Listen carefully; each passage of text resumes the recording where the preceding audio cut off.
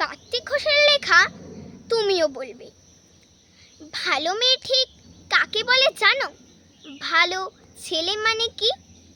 তুমিও বলবে সহজ প্রশ্ন, মাপকাঠি একটি। যে মেয়ে পেয়েছে অঙ্কে 100, যে ছেলে ভূগোলে সেরা, তারাই তো ভালো, সবাই বলছে হীরের টুকরো এরা। কাগজে ওদের ছবি ছাপা হয়, টিভিতে দেখায় মুখ, ওদের জন্য আমারও তো ভাই আনন্দে ভরে বুক।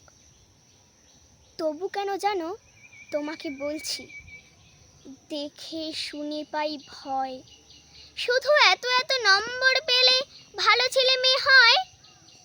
আচ্ছা ধরো না, যে মেয়ে পেয়েছে অঙ্কে অনেক কম, ওর গান শুনে মুগ্ধ সবাই, হাততালি হরদম। ওই যে ছেলেটা পাশ করে গেছে এবারেও টেনে টুনে, বলতে কি ভাই আমরা অবাক ওর আবৃত্তি শুনে। নাটকেও ওর নেশা আছে খুব, পরের বিপদে ছোটে।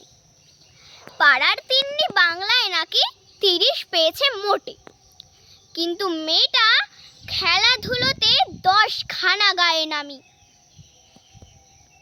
তুমিও বলবে ওরা নয় কেউ দামি। চাই যে অনেক ইঞ্জিনিয়ার, চাই আরো ডাক্তার, পাশাপাশি চাই শিল্পী, খেলুড়ে, স্নেহময়ী সিস্টার। কম নম্বর পাওয়া ছেলেটাই কারিগর বলে আজ দেশটা গড়তে ওরও হাতে দেখো কত দরকারি কাজ।